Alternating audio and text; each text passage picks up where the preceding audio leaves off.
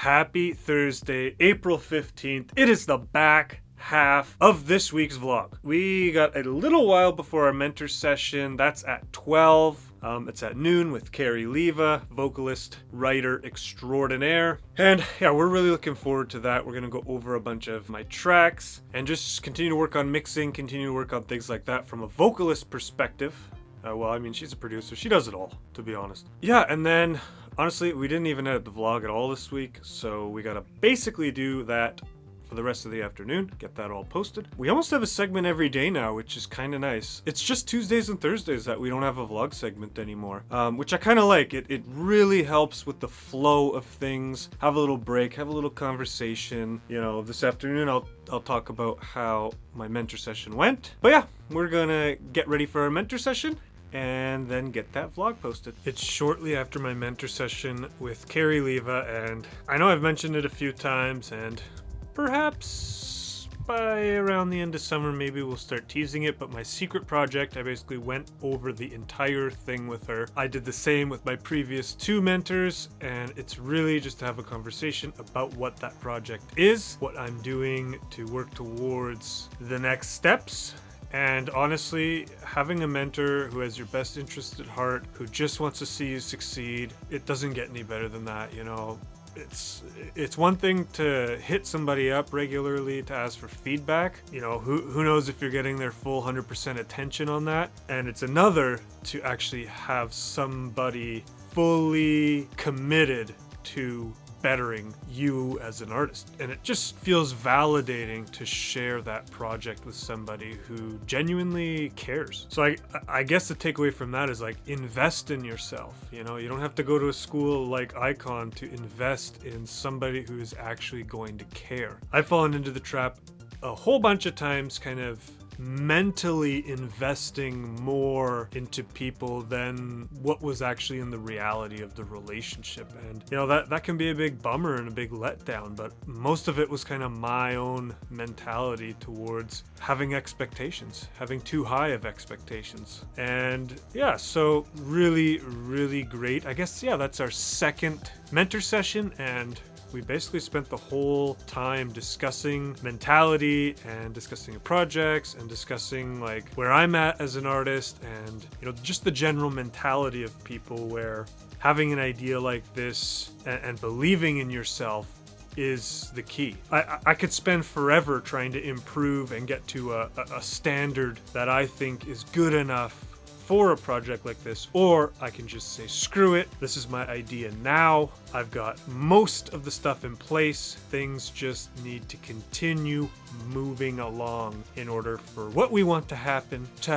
So I loved her approach and her feedback with that. It was basically a very in line with where I'm at, with kind of not putting pressure on myself to release, and kind of similarly doing that with this project. And almost paradoxically, having that mentality will help you finish and or create something that's even beyond what I can comprehend right now. So I can't say enough good things about where I'm at with Icon and everything that's going on. Happy Friday, y'all. We in here, we're working, we're having a good time, we're enjoying, and we are loving the process. Actually, I'm already done. I already finished the keys assignment. Usually I only demonstrate it if I have some struggle with it.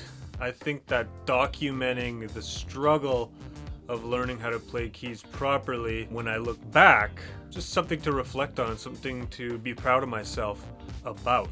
This one was basically just going over all of the minor key chords. Yeah, we did them in order and then did the circle of fifths. If you know anything about DJing, utilizing the circle of fifths to do harmonic mixing is pretty much the extent of my knowledge with the circle of fifths. We may or may not have just completed Unit 2 of Level 3. We totally did. We smashed it out of the park. We have one assignment. I've explained it many times, but basically some of these reviews, because we're online students, the program, the software that they use online for our reviews makes you continuously review throughout the week, purposely spacing it out, not letting you just cram everything in at once, and that way you retain the knowledge better. So we're sitting at 90% with our ear training review. I got one track, I don't know if you can see it, but all that red writing way behind me, that's just one track that I cannot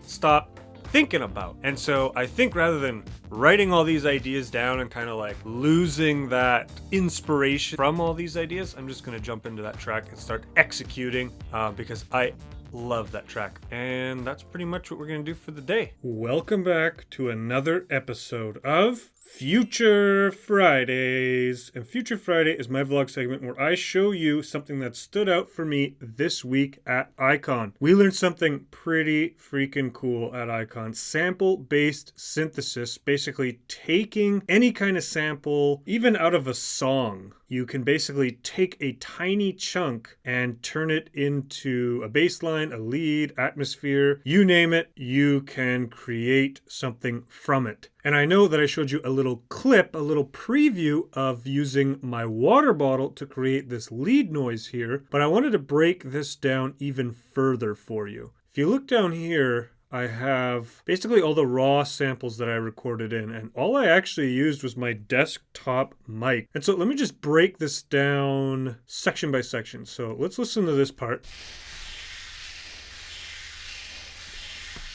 So that kind of atmospherical sound was actually created from crinkling up the tape that I pulled out of the roll into a ball. So this was the original tape sound. And so I took that sound, I basically sectioned it down by using Simpler into this specific little loop. I then changed around the ADSR as well as put a little bit of EQ and put a ton of reverb. So it went from this to this. And it almost gives it like this little vinyl kind of effect, little vinyl crackle effect. And so just literally recording that, throwing it in here, basically just trying to find a section that kind of, felt interesting, and then applying effects. Sample-based synthesis is a lot about the effects as well as just experimenting with random sounds. So the next one here, the bass line. This is really kind of funny. So here's what I originally tried to do, and just this is going to sound probably kind of weird. Tried to do as low a growl as I could, and then I let out a little... And so, I kid you not, I was messing around in here, and this is a sampler, the Ableton plugin sampler. And if you look, it's the same waveform, but I zoomed in on the burp. And so I was messing around with that weird growl for a while, and I thought, you know what? Let's just see what this burp sounds like. With a little bit of fine tuning, so a tiny bit of EQ rolling off the low end, and then we threw an amp on there, and then we used the utility to boost the gain. And yeah, I didn't even detune this, but it was just a matter of zooming into the waveform and blocking out, using these markers here, a tiny little section. And so the key with this is you want to mark it where the yellow meets the middle line. So the one thing you have to watch out for when you're doing certain types of sample-based synthesis is this root of C3, if I look in here, is not actually the note that it's going to hit. That's kind of tonal based. So that's why I have my spectrum out. And if you look here, it's actually a G sharp. But the way that it works when you have a sample loaded is that C is basically the neutral note. It's the default kind of middle ground for this kind of synthesis. And so you do have to be aware of that and move the notes around accordingly to make sure that you're in key. And then this one here is actually me singing. And that's from this over here. Oh my god. And so let's take a look at what's going on here. Back to the sample. So if you look at this sample and it matches up exactly with this one here, I actually only used the last part of that, but I basically changed the notes around and found something that fit in key. And so remember that tape roll? I decided, hey, I like that sound. Let's use it as a bit of a riser effect. And then here's the original sound, just ripping tape out of a tape roll.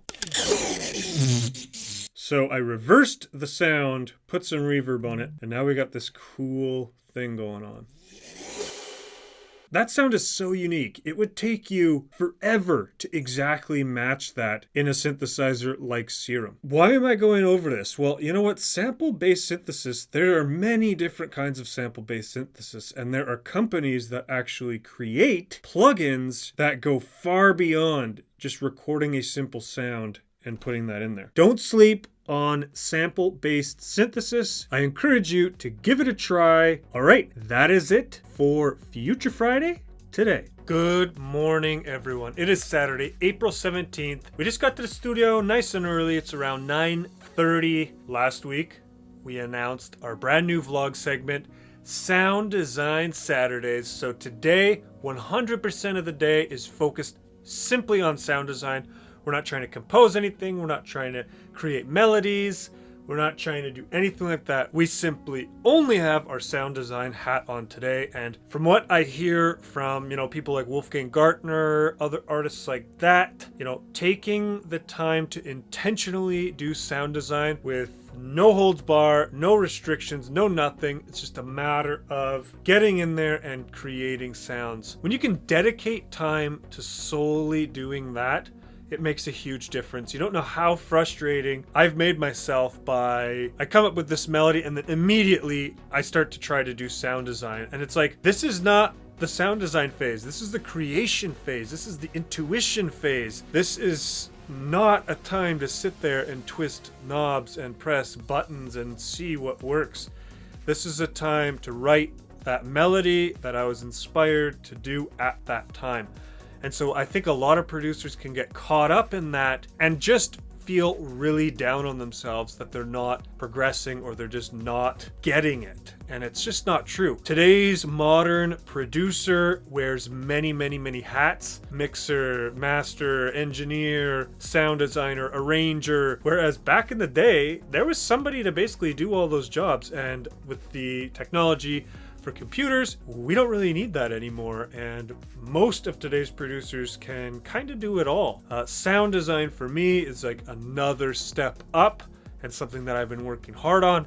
That's why I implemented this vlog segment, so I could dedicate a whole day to doing that. So don't get down on yourself, figure out which hat you're wearing, and only do that specific job at that specific time. We're gonna get to work, and I cannot wait to show you what we come up with today. Welcome back to another episode of Sound Design Saturdays. New vlog segment. We are sound designing all day on Saturdays, and this time we use SYLENTH1. Let's take a look over here. So here we are at the computer, and let's just get right into it. If you look, I made 11 presets today, and honestly, it's a really good day. I didn't run into too much struggle, and I'm really proud of these sounds. I either created them from inspiration from tracks I was listening to.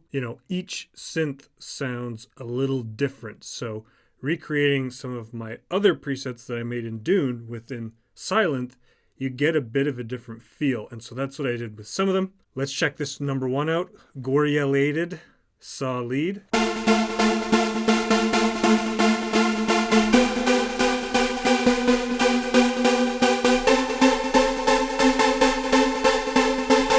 Elated intro pad bass.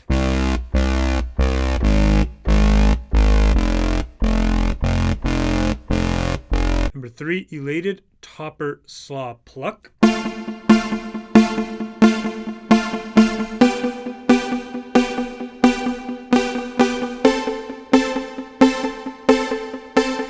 That one sounds nice and full. Elated muted pluck.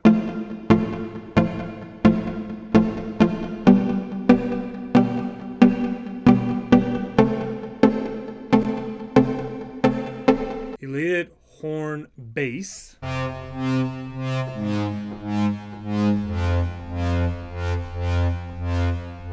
Number 6, Elated harder intro pluck bass.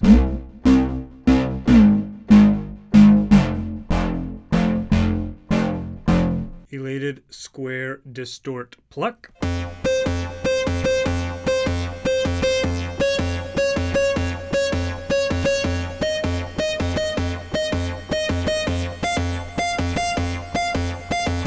Elated D&B bass pad.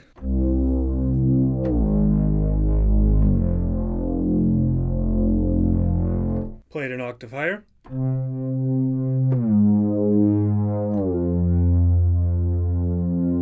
Number 9, Elated basic pluck.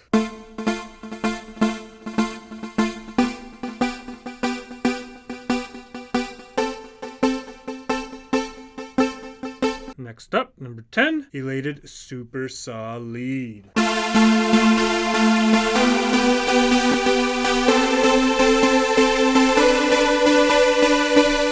And finally, number 11, the Elated techno drone bass.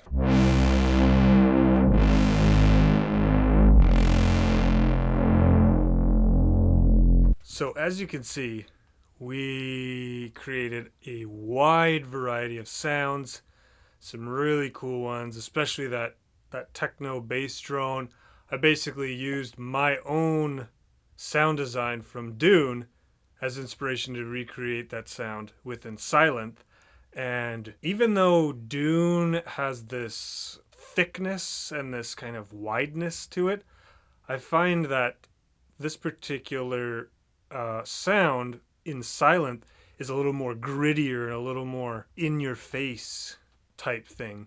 So it's really cool creating these different sounds within these different synthesizers, because technically the application is the same. The sounds and the way that you manipulate the synthesizer are different, so they produce slightly different results. Really, really cool. That's the second Sound Design Saturday is up and done. If you want these presets, I'd be more than happy to give them to you for maybe just follow on Instagram or something like that. All right, that is it for Sound Design Saturdays today.